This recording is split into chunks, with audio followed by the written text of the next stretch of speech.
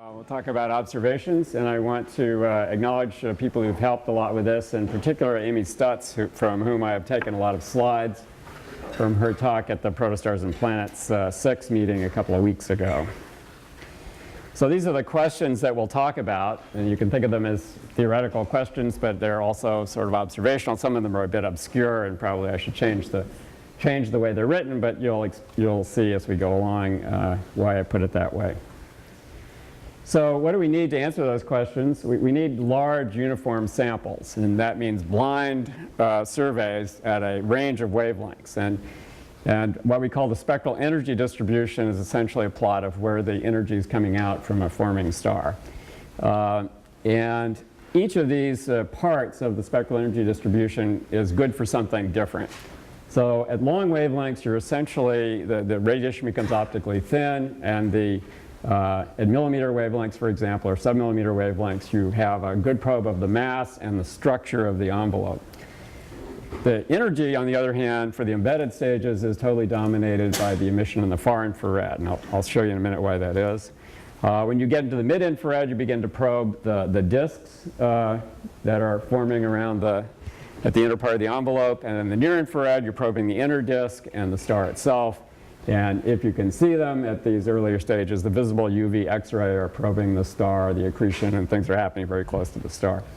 Now that all emphasizes the continuum radiation, and spectroscopic diagnostics are also very critical. But just for the basic picture here, we'll talk about the continuum. And by the way, please interrupt if you have any questions or comments. Okay, so I stuck this in this morning because I realized that we weren't hearing a lot about dust, and for star formation in the universe now, certainly star formation of the kind I'm going to talk about, dust completely controls the flow of radiative energy. And an important point about dust is that the opacity changes by orders of magnitude as you go through these wavelength regimes that I mentioned. So these are just a couple of plots I could find easily, but this is the opacity up here, and you see 4 orders of magnitude change over the range that I talked about. And these are plots on the bottom of the scattering here and the absorption there. So you see that longer than about 10 microns, the absorption completely dominates the scattering.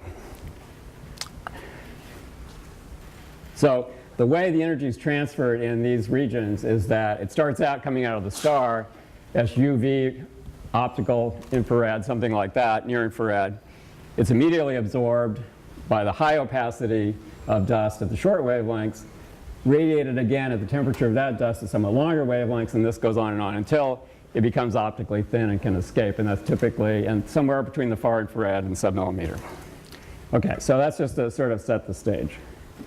So here's some of the surveys that have been done, and a lot of these have come about through the spacecraft of Spitzer and now Herschel. And the Herschel data is only partially analyzed.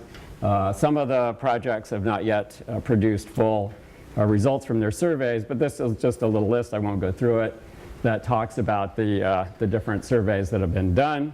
Also, we now have the WISE database. This is an all-sky survey at certain infrared wavelengths. So we now have a huge amount of data compared to what we used to have. So we're going to talk a lot today about these nearby molecular clouds. So here's a little picture of where things are, the sun at the center, and the clouds and things we're going to talk about today are primarily within about 500 parsecs, maybe out to a kiloparsec. And in that little part of the galaxy, we have a pretty complete census of the star formation.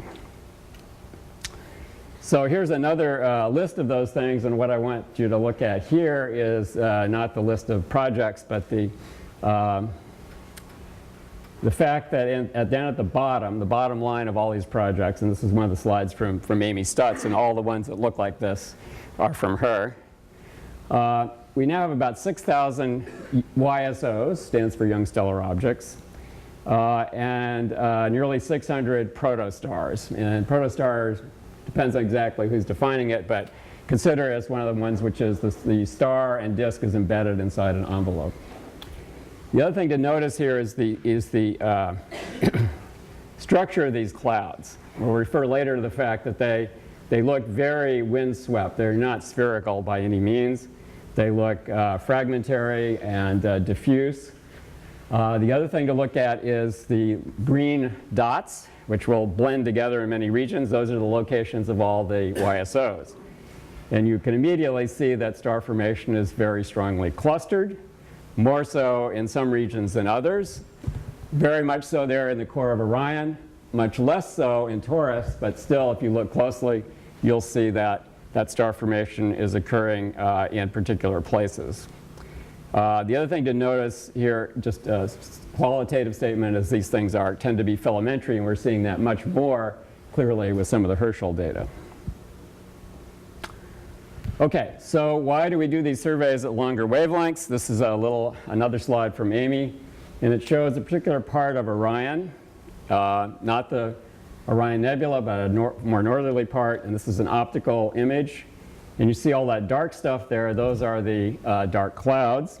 And if you go now to the wavelengths of Spitzer, you can see the young stellar objects there. In particular, the protostars show up as these red points, some of them very bright, but they were completely invisible at optical wavelengths. So again, the radiation from the stars is completely absorbed, and it only comes out at longer wavelengths. Now, if we go to the Herschel wavelengths and then all the way actually to a submillimeter map made from the ground, you see a picture over here. So each time we shift, we're changing the color code so that the shortest wavelength is red, the longest wavelength, the shortest wavelength is blue, the longest wavelength is red. So as you see in the red over here, that's essentially the dust in the cloud radiating. But you also see some of the things that were red in the middle one are now blue. That's just changing the color code. And what turned out of this survey is that there are some things that showed up only in the Herschel data. So these are the locations in the Spitzer, and you see that you don't see anything, but over here with the longer wavelengths you see them. So the most embedded objects will only show up at the very longest wavelengths. So those objects which are showing up the very longest wavelengths have acquired the name PACC bright red sources, or PBRs. Personally, I like to call them PBRs, but it makes Amy mad. If you look, you can see these are different wavelengths of the same region. You can see that many of them show up only at 70 microns and longer. So you might ask, okay, we're going to talk primarily later on about data based on Spitzer surveys, and you have to ask, now, are we missing a huge amount? Are we getting everything wrong because we didn't have the Herschel data? And so far it looks like these are adding about 5% to the count of protostars. So we're not missing a total number of protostars that's large, but they are filling in some of the most embedded, that is the reddest part of the protostar distribution. Okay, some nomenclature. You've heard some of this before, but I thought it'd be a good idea to sort of clarify it. Cores, clumps, and clouds. So a core, theoretically, is the birthplace of a star, or maybe a binary, or maybe a small multiple system, but essentially a single unit of star formation. Observationally, these are dense regions within the molecular cloud. They tend to look round. I'm not going to say whether they're spherical or not, but they look roundish. And they're centrally condensed. When we study the distribution of matter in there, they're centrally condensed, typically density increasing inward as 1 over r to between 1.5 and 2. A clump, theoretically, is the birthplace of a group or a cluster of stars. These are not so well defined observationally. What we know about them so far is they tend to be filamentary. You can see that kind of in the pictures I showed you last.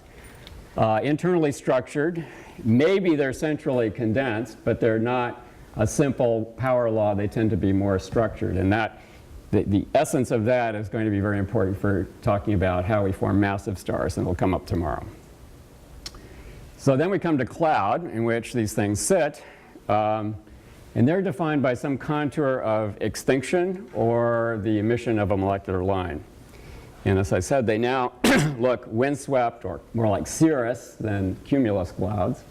And they may contain multiple clumps. If we go back for a moment to this one, you can see, for example, in Perseus, you see two main regions of high YSO density. Those are things we would call clumps. Then you see regions of other regions which also have YSR density. So you can have multiple star formation sites within a given cloud. Okay, so any questions about nomenclature, since this is actually a fairly troubled subject? Yes? Generally speaking, we think that cores reside in clumps and clumps reside in clouds. Now, this is all good for big clouds. I'll show you an example later. A cloud which is so small that it is its own clump and its own core. So the core, clump, and cloud may degenerate in a very small region. Okay, good. Okay, so let's now get to our question. What determines the IMF? You heard about that from Phil yesterday. And I don't have to tell you about the initial mass function. So what we talk about is the core mass function, and Phil mentioned that. I can show you the results for 3 of the clouds that we mapped with the BoloCam instrument and separated the starless cores from the protostellar cores. So we'd be looking at something that you might call the initial conditions, and that's how people define the core mass function. This is work by Melissa Enoch. She got the masses from the 1 millimeter dust emission.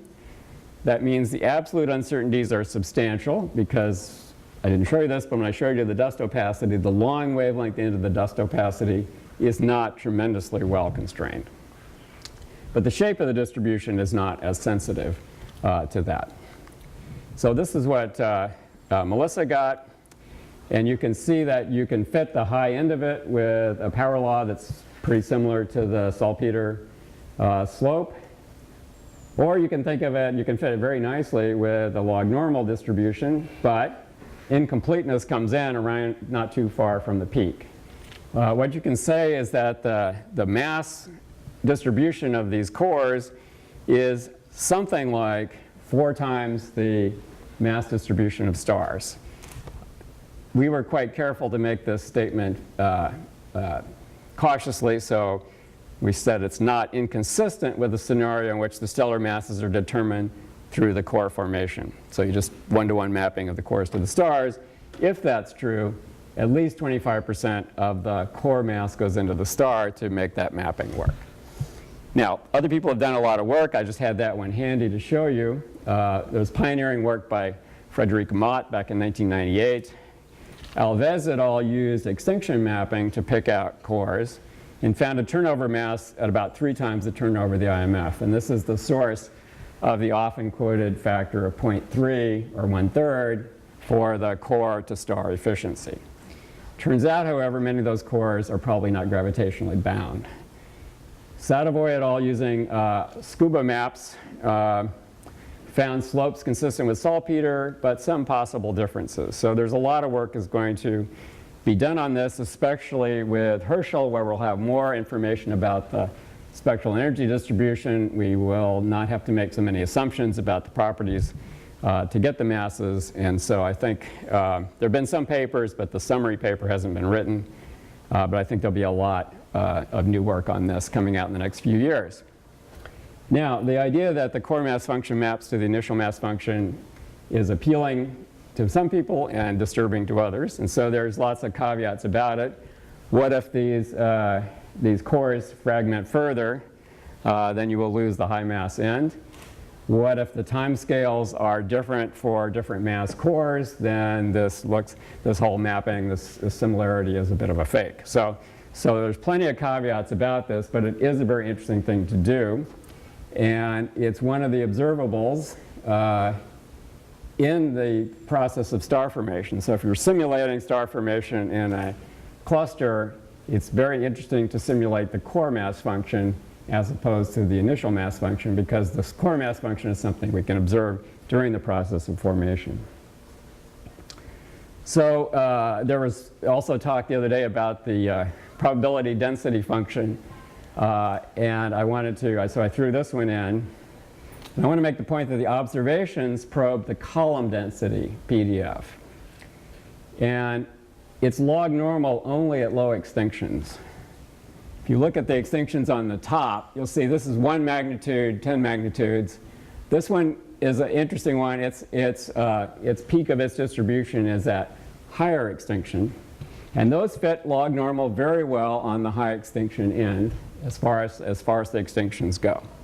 But interestingly enough, those are the clouds which are not forming stars at all. So if you look at any cloud forming stars, you tend to see a deviation from the log normal on the high column density end. And that power law distribution seems to be very closely associated with forming stars. Okay, any questions about this? So I think, again, if you're simulating star formation and you want to compare to observations, you need to simulate the column density PDF because that's what we can reasonably measure. Okay, so how long do the various stages of the process last? This is one of the things we made the most progress in the last decade. So the idea here is that you have various stages in the evolution, and we sort of arbitrarily draw these boundaries in time between different physical characteristics, and we associate these with classes which are based on the shape of the SED. And then we say, okay, how long it takes going through this process is inferred from number counting. So imagine that we wanted to find out how long is spent in various periods of life in humans. You'd go around, take a sample of people, find out how many baby boomers there are, how many Gen X people there are, how many millennials, and so forth, and you'd figure out how long each of those stages of life lasts. Well, you can immediately see the problem with that. If we did that experiment in this room, you decide that you're a graduate student for most of your life. So this has got problems. It only feels that way. But if you have a small sample or a biased sample, you can see you can get this completely wrong. So I want to make it clear that that is the assumption underlying all of this, is that we've got a fair census. So before Spitzer, we had very small number statistics, 50 to 100 objects, many fewer in the earlier classes. And so people's estimates of the durations in the classes differed by large factors. So remember, now we have 6,000 YSOs and about 500 in the earlier stages. So the number statistics have gotten better. It doesn't mean we're necessarily a completely fair sample, though. Okay, so let me talk a little bit about stages and classes. This is a very useful distinction introduced by Tom Robitaille, and I think it's important because otherwise people get into very weird semantic disturbances. So I'll use the word stage to refer to the physical situation, or in this particular picture, the cartoon, and the classes to refer to the SED structure up there. So if you look at the first stage, if you like, is a prestellar core. This is a core within the cloud, the kind of things I was talking about where we got the mass function from. Not collapsing yet, just heated by the interstellar radiation field, so emitting only at very long wavelengths. Then the thing starts to collapse. The prestellar core may be starting to collapse. There's sort of ambiguous information about that. You form a point source at the center, and essentially you wind up with this complicated configuration of material falling in along one axis, forming a disk, and then an outflow going out along another axis. And we'll talk about that thing in the middle later on. One of the things to note here is that once we get past these first two categories, if you look at the top one, you see that we have now very well sampled SEDs. We used to have like 5 data points along this SED. Now we have many, and in fact, the purple line up there is essentially spectrophotometry. So we have very finely sampled SEDs now for these things. Okay, so what happens next? The idea is that the protostar with a disk, the envelope continues to dissipate. You have a class 1 protostar. The difference between class 0 and class 1 has to do with something I'll talk about later, but between stage 0 and stage 1, you notice that the cartoon actually looks exactly alike, and so the distinction in the stages can be done in various ways, but the popular one is that in stage 0, there's more mass in the envelope than there is in the star and the disk. In stage 1, there's more mass in the star and disk than there is in the envelope. So it's later in the process.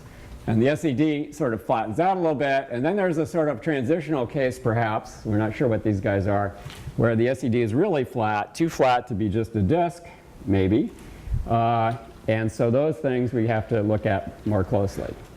And then finally, you wind up with a class 2 object, which is has the stellar SED and then an excess in the infrared, and that is associated with a star and a disk, but no envelope. And then the next stage is off the picture, goes to form a solar system. So those are the connections we try to make between the class, based on the SED, and the stage, which is based on the physical situation. Now, obviously, what we'd really like to know is how long these things spend in their stages. But right now, what we can tell you is how long they spend in the observational SED classes.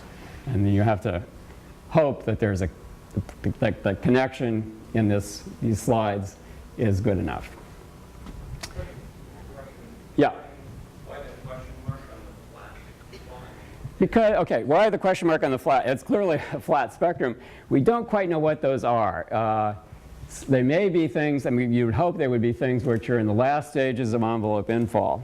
And so it'd be interesting to study that phase. But it can also be that there are normal class 2 objects which are seen behind a lot of extinction or more edge on. And so it's a mixed class. So how to connect those to the stages is what the question mark's about. Yeah, good question. Okay, so how we classify these protostars, just to make this point, the standard classification introduced by Lada long ago is you take the logarithmic slope between 2 and 25 microns. This is set up by when that was the kind of data you had. And you look at that. If it's rising, it's a class 1 or 0. If it's flat, you have the flat one. If it's falling, it's a class 2.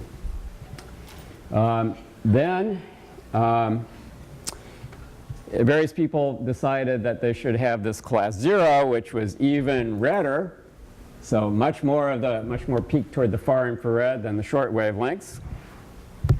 And they characterized that as having a high ratio, high in quotes, of submillimeter luminosity to bolometric luminosity. So the submillimeter is 350 microns and beyond. The bolometric luminosity is all the luminosity. And if that's greater than 0.5%, Philippe André and others decided to call that a class 0. Okay, so things were getting a bit confusing. I remember Frank Hsu complaining that 0 wasn't in the Roman numeral system, so how can we have a class 0, et cetera, et cetera.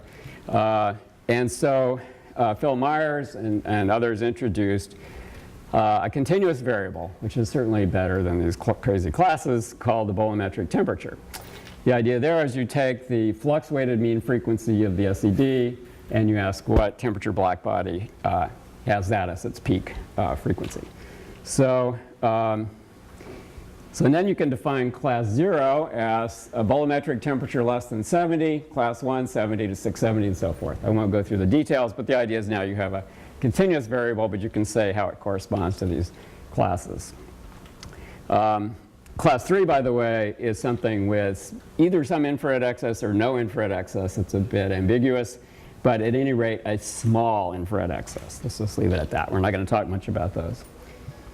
Okay, so what we think, they evolve like this from class 0 to class 3, and so you have this distribution of the SEDs telling you about the physical evolution.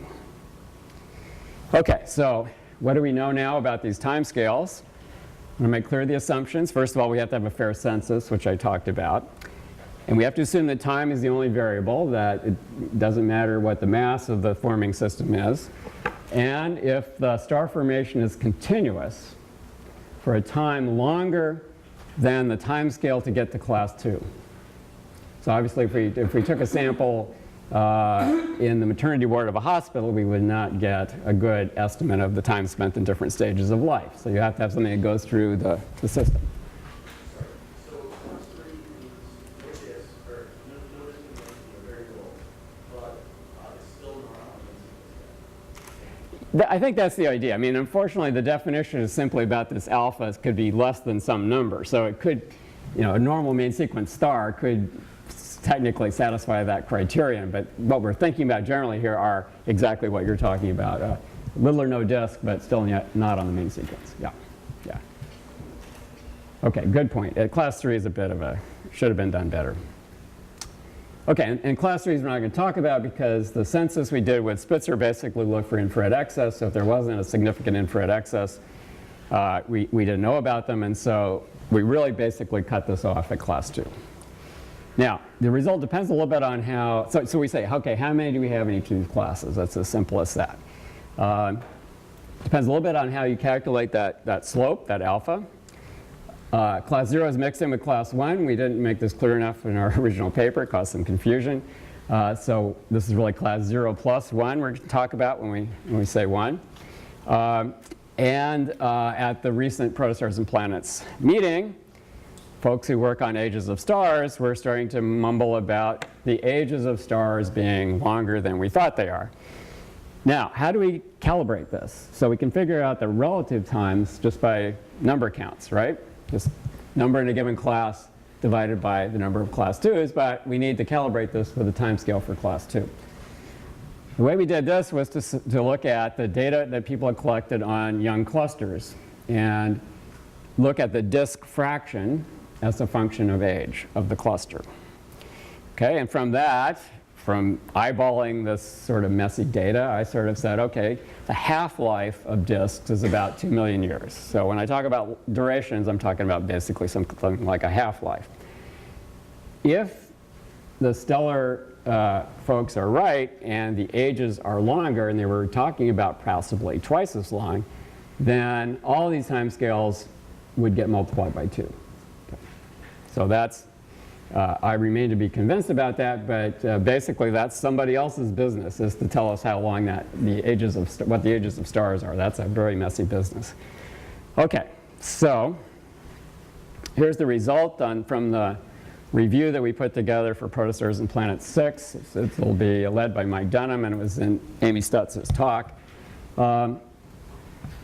These are the clouds that we did, the C2D plus Gould belt clouds. These are the 2 clouds in Orion, and this is Taurus.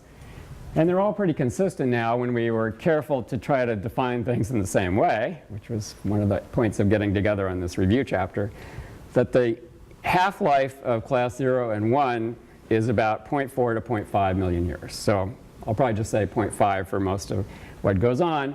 It looks like it's a little bit shorter in Orion than in the other clouds, but it's difficult to be sure. And remember, this assumes the 2 million year class 2 half-life. Okay, so how about separating class 0 from 1? So far, what I said there, the half million years is 0 plus 1. And there are these 2 ways to do it, as we mentioned, the submillimeter luminosity ratio to total and the bolometric temperature. And this shows you that the 2 correlate. And they agree about 84% of the time. So it's not too bad. If you run models of this evolution, you find that the submillimeter to bolometric luminosity is a better evolutionary tracer. The problem with T-bol, even though it's a nice continuous variable, is that it's weighted by those short wavelength points, and that's very sensitive to orientation. So if you have your disk oriented like this, so you're looking at it like that, the envelope's in front of you, it will look colder in T-bol, whereas if you turn it like this, so you can actually see some of the disk, it'll look warmer in T-bol. So T-bol is probably not as good, and as we get more long wavelength data, we'll probably get away from using that tracer for the class 0 and 1 separation. So the idea again is the envelopes evolve that way, though we're going to talk later about episodic accretion, in which case things might behave in a rather more complicated way. Okay, so if we split class 0 and 1 using T-bol at this point, we get something like 30% of the class 0 plus 1 are class 0. So that gives you a lifetime of about 0.15 million years for the class 0. Now, if you believe that class 0 corresponds to stage 0, that would say that this phase in which there's more mass in the envelope than in the star and disk lasts for less than half the time of the full infall phase. So there would be a decreasing mean accretion rate. There's lots of caveats about those statements. So this is what's called the bolometric luminosity temperature, or BLT diagram. So you plot bolometric luminosity versus bolometric temperature, and you see the nice thing is that you then eventually you wind up on the zero-age main sequence. But what you notice about this is this huge range of bolometric luminosity And so that's one of the things that we'll talk about. Now, you might have expect evolution to go like that in a simple case, but again, if we have episodic accretion, which we'll talk about, you might have very strange paths through this diagram. Okay, so what about the prestellar stages? Remember we talked about that core mass function. How long do we think those last? We do the same trick, do the census. The number of prestellar cores in these clouds is about 80% that of the class 0 plus 1. So the prestellar core lifetime is about 0.4 million years. Now, the cores are defined observationally here. So that means there's a certain limiting density you can see. Roughly speaking, if the core has a mean density more than a few times 10 to the 4th per cubic centimeter, you can pick out this core. So when we say that timescale, it's associated with that kind of average density. And this turns out to be about 3 times the free fall rate for a core at that density. Now this is a plot where we added that point to a bigger diagram with lower densities here. And this is the line where you would have free fall, and this was essentially 10 times free fall. And you see that, first of all, the data lie between those two extremes. And as you get to higher density, they seem to be getting closer and closer to the free fall line, but they don't get there. Okay, so now this rather obscure question. And what I mean by that is this first hydrostatic core, or what some people call stage -1. This was predicted from the very earliest calculations of star formation by Richard Larson. And the idea is that when you collapse, you first form a hydrostatic core, or more or less hydrostatic core of molecular hydrogen, which contracts slowly until the H2 dissociates at about 2000 Kelvin, and then it collapses again to form the second or true protostellar core. Now, this had never been seen, and so one of our goals with Spitzer and with Herschel was to find these things. The trick is that it's a very short duration and very low luminosity. So this is some theoretical calculation which shows the magnetic fields and the outflow 500 years after the formation. And there's a quote-unquote fast flow, which is only at 2 kilometers per second, and then a still slower flow in this particular model. So what should we be looking for? Boss and York predicted the SED back in '95. There's been a lot of work by Japanese workers here. Omukai, for example, predicted a short lifetime, but quite uncertain. And you can see that there's a range of a factor of 30 in lifetimes of this phase. So if I translate that into what we should expect to see in our sample, it ranges from 0 to 23. So we have a rather uncertain prediction of what we should be looking for. So now we come back to this picture, and I put in the thing that I sort of obscured earlier. In between the collapse of the envelope, unfortunately the word core is used too many different ways, so think of this as left on the envelope collapse. Before we form the real protostar, there should be this first hydrostatic core. So if we stick that in there, can we see it? And what we have up above is a candidate for that. Those are almost all upper limits. You can see that there's very little information about these things. But I want to show you a few things about them, because this is one of the sort of frontier areas, and it's one where some theory is definitely needed. So we now have a number of candidates. I won't go through them in detail. I'll point out that, strangely enough, they're all in Perseus, which would only be possible if they have the very longest possible lifetime that's been suggested. So maybe we have too many candidates now, and they're probably not all first hydrostatic cores. This is one that Melissa Enoch found by looking at her Bolocam maps of Perseus, and found this sort of separated region. This is submillimeter emission, so essentially it's measuring dense dust and gas. Went back with deeper images with Spitzer and saw something that picks up at 70 microns, maybe a tiny bit at 24, but nothing at shorter wavelengths.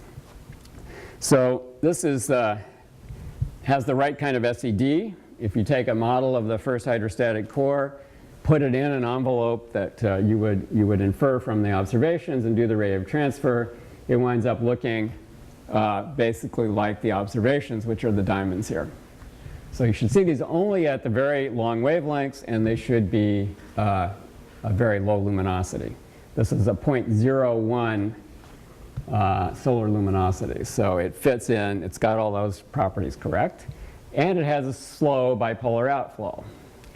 Now the only problem with this is that the models predicted that the outflow at this stage would not be so collimated. So this is a little more collimated than the predictions. But that's the kind of thing that, that we're looking for.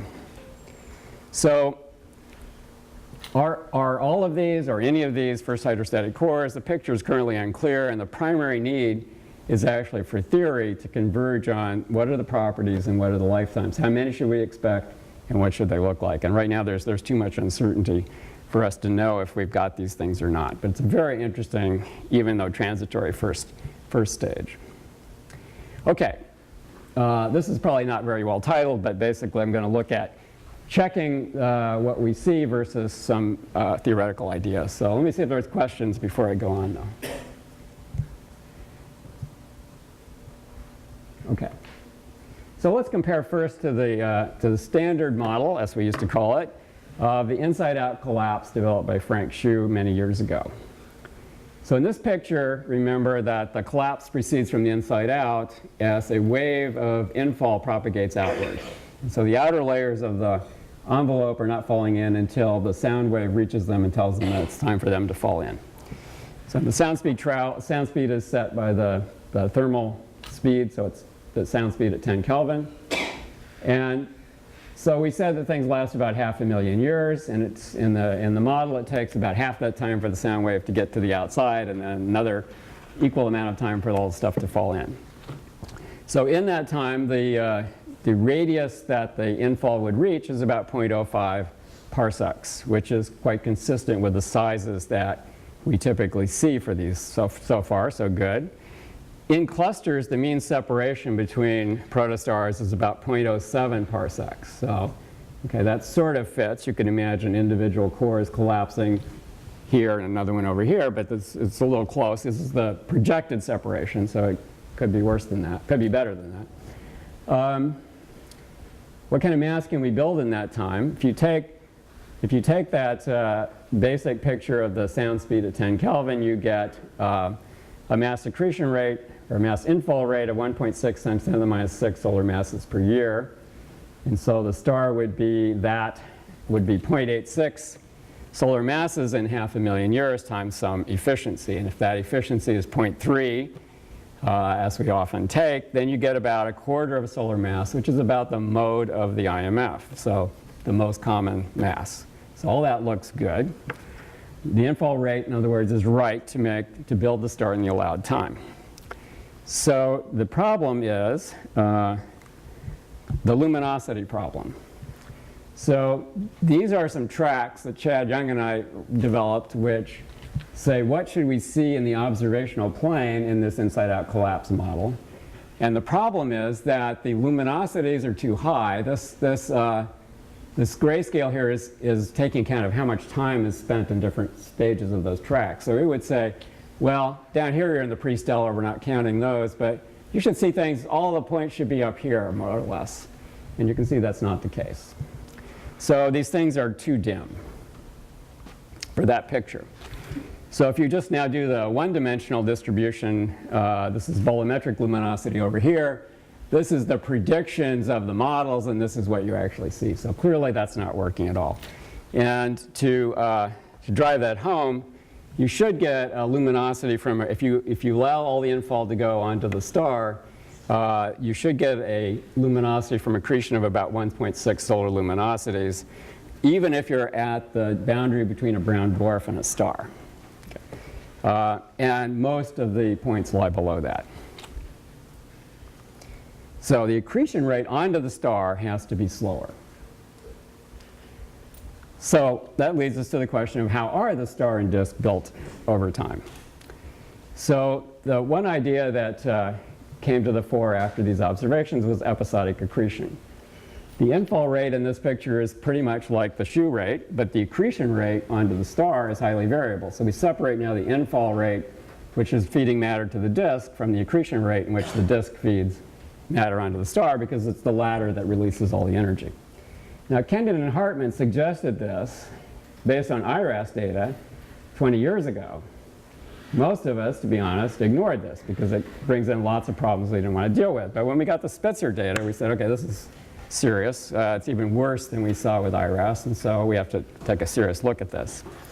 So Vorobiev and Basu have been doing simulations of the infall from the envelope to the disk and finding things like what Paul showed you earlier, that the disk can become unstable because the accretion, the processing of matter through the disk isn't necessarily fast enough to account for the infalling matter. So, and then when we thought about it, we said, well, there's actually a lot of evidence for this episodic accretion. There are luminosity variations. There are objects with a generic name of F-Orionis objects, which show a burst of luminosity.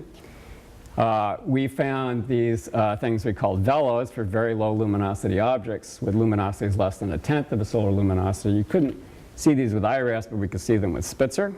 So now you're even you're way less than the predicted luminosity from accretion onto something at the brown dwarf star boundary.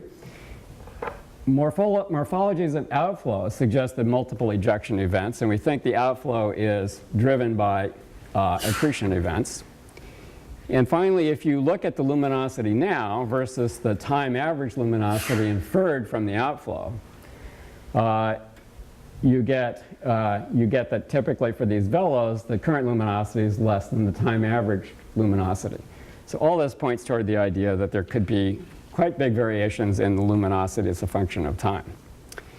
So here's a direct evidence. We have very little data on variability in protostars, but we're starting to get some, and now it looks like at least 50% of protostars exhibit some kind of variability. This is the most extreme one that we know about. This is something that had a factor of 10 increase in luminosity. And we see these in more evolved things like F-Orionis objects, but we just don't have the time base of far infrared observations to know about it in protostars, but we're beginning to see some.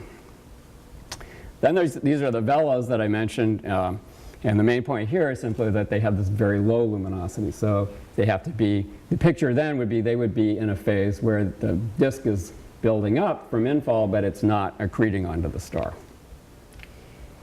And this is a picture of the episodic jets, which show you these blobs that are moving away. And if those are correlated with accretion events in the past, you get this sort of episodic picture. Okay, so there's some models run of this in which they took the hydro simulations of Vorobiev, and Mike Dunham processed those through radiative transfer models of the envelope and disk and predicted what the evolution in the luminosity in the BLT diagram would be. So this is a picture from one of the simulations of the disk fragmenting and becoming unstable, and very similar to what you saw earlier. And when they did that, they got a much improved fit to the BLT diagram. So again, the grayscale is sort of saying where you should see these things, where are they spending most of their time. And you see it's much better than it was before, although not perfect. There's this area over here where you should see lots of objects, where we see actually very few objects. But if you look at the luminosity distribution with the standard shoe infall but episodic accretion, they were able to match the luminosity distribution, though not so good on the bolometric temperature distribution. So if this is right, there's a lot of consequences. Yeah? Yep. So you mentioned that there would be geometric effects of the measured bolometric temperature. How much does that affect the way of the plot? Okay, so yeah, very good point. You can get the bolometric temperature wrong because of geometrical effects. They tried to take this into account by having outflow cones opened and observing at a range of, or fake observing at a range of inclinations. So they tried to take that into account, but maybe they didn't get that quite right. So that may be the explanation. Okay, so what are the consequences if this is right? The connection between classes and stages, those SEDs and the physical situation, becomes a bit uncertain. You can have something that's a stage 0 object and has a flare. It may look like a class 1 for a while, and then it goes back to looking like a class 0. The luminosity, if it's a high luminosity object, it may have nothing to do with a more massive forming star. It may just be that it's in a high accretion state. Isabelle Baraf has suggested that the stellar ages from the pre-main sequence tracks may be off if you have episodic accretion. And I think the most interesting consequence may be that the initial conditions for planet formation may be determined by a timing. Neal? Mark. I wanted to say, so Isabel has sort of withdrawn that suggestion. It's not the episodic accretion in her models that gives rise to the tracks being off. It's the overall time. It's not the fact that it's episodic. It's the fact that it's not constant. It's right.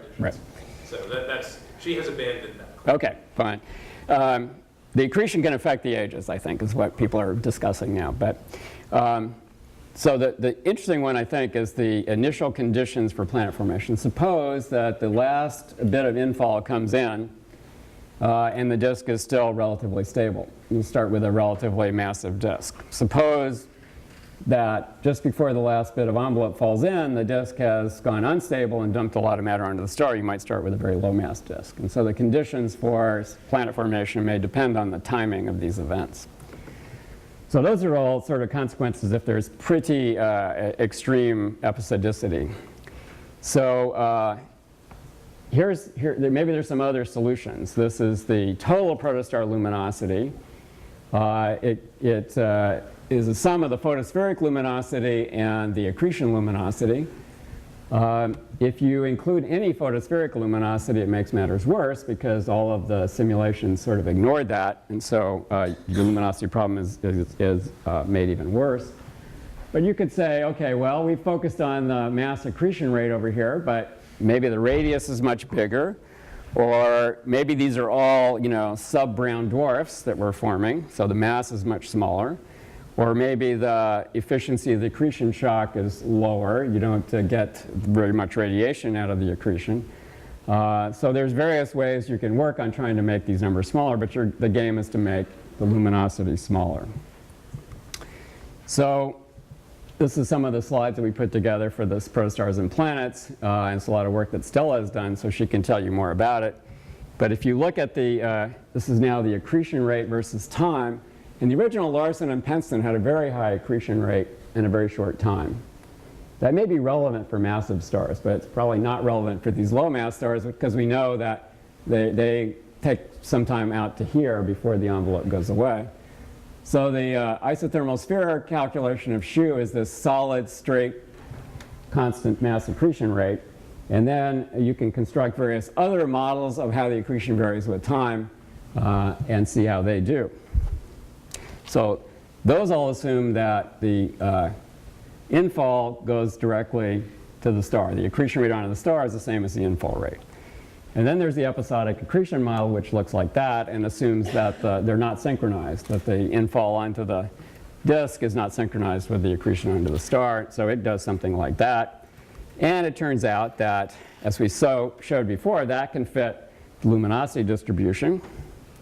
But so can a bunch of these other accretion histories. So the only one that really fails is the simple isothermal sphere where you couple where the matter falling onto the disk goes onto the star at the same rate.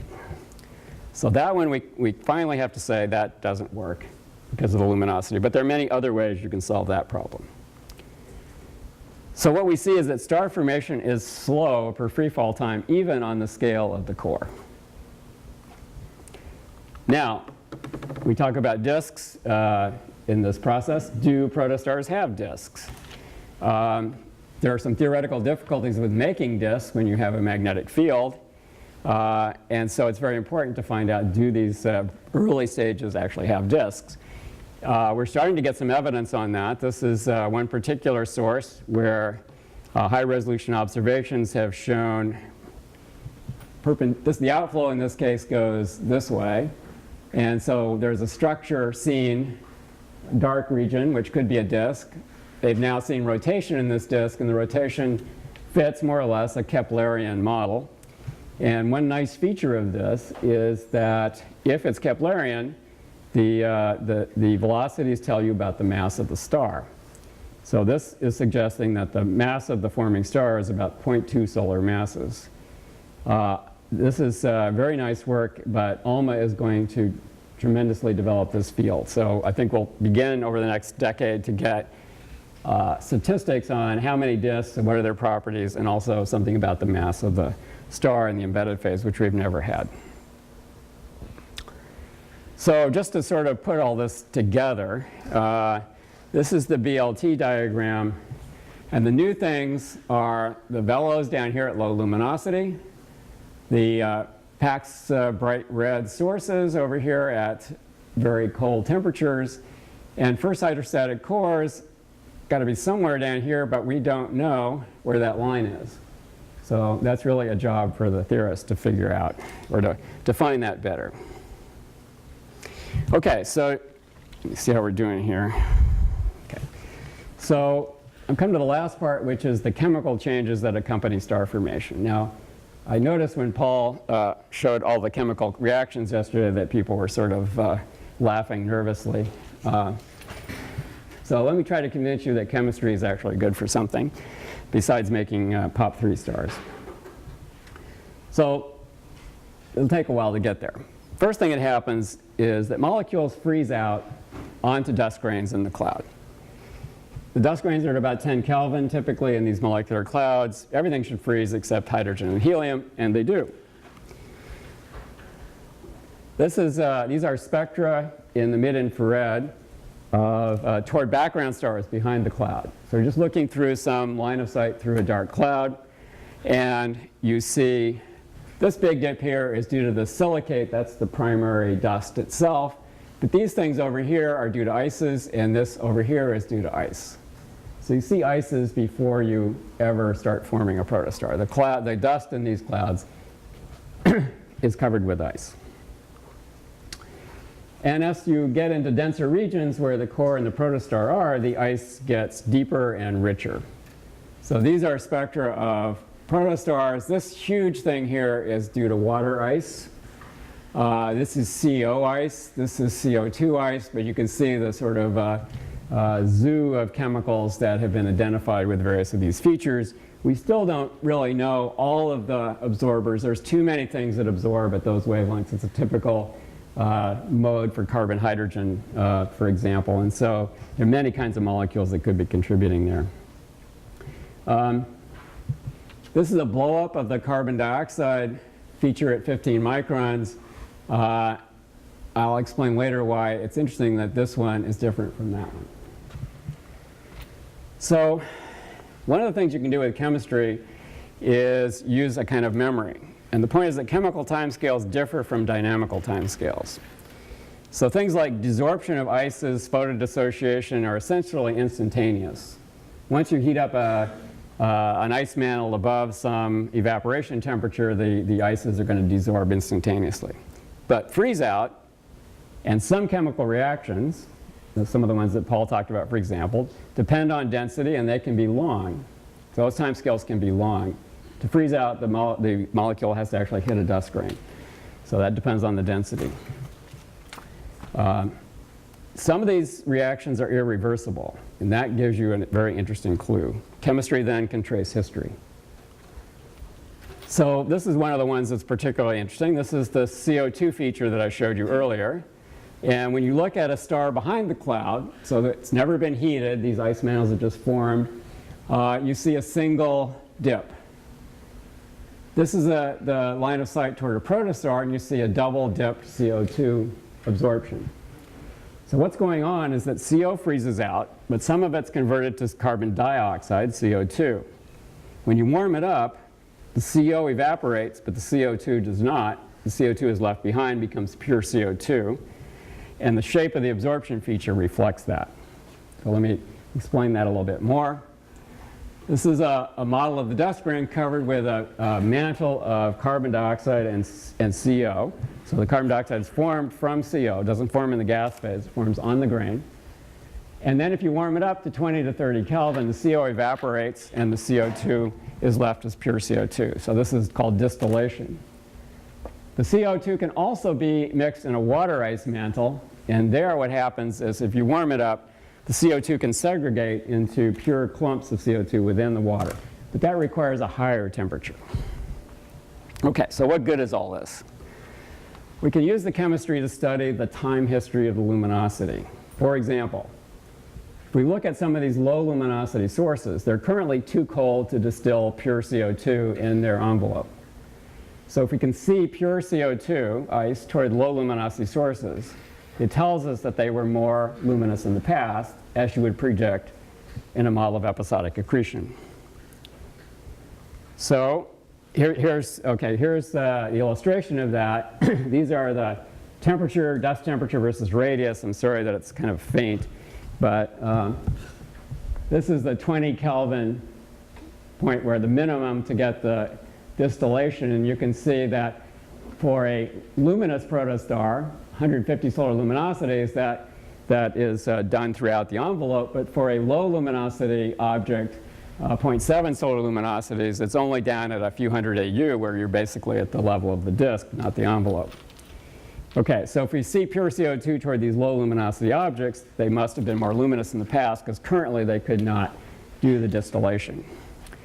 So this is one of the more famous low luminosity sources, and you can see that the CO2 feature is composed actually of about 5 components. There's still CO2 mixed in with the water. There's still some CO and CO2, but the characteristic double dip feature of the pure CO2 is seen here. And the orange up there is the laboratory spectrum showing this double dip. So you need the pure CO2 to see that particular spectrum. So we know that this source had a higher temperature in the past. And in the latter days of the Cole-Spitzer mission, we were able to get time to look at a sample of low luminosity objects. Now, they're obviously faint, so it took longer to do this, but the ratio of pure CO2 ice to total CO2 ice is similar, has a similar range. These are the low luminosity sources to what you see in more luminous sources. Whereas you would predict if the luminosity was steadily increasing in time and never been more, you'd see all of these down here at 0. So it's pretty strong evidence that it's very common in low luminosity sources that they were more luminous in the past. And this was published in a paper by my former student, Hyo-Jung Kim. Now, when you look at this, you find out, well, the gas is affected too. And I don't want to go through the details here, but these are profiles of the gas phase CO versus radius with different models. One where you have the continuous and no conversion of carbon monoxide into carbon dioxide. And so you see a high CO ratio out to here. At that point, you have a lot of frozen out CO2. And then out here, you back to gas phase CO because the time scale for the CO to freeze out is too long. So here's where your temperature inside this range, the temperature is too high. Out here, the time scale is too long. Now, if you put in episodic accretion, during a time when it's high luminosity, you move that transition way out there. That's the green line. If you put in conversion of CO to CO2 ice, and you keep the CO2 ice on the dust grain, you're essentially depleting the inner envelope of CO. So when we look at these regions and try to model them, we have to take into account, if these pictures are right, that the CO abundance in the inner parts of the envelope is going to be decreased because it's been locked up in CO2 ice. It's all very uncertain chemistry, but it's pretty clear that we have to think about the chemistry if we're going to model what's going on in these sources. Okay, so with that little trying to convince you that chemistry is useful, I'll put up my summary and just take questions.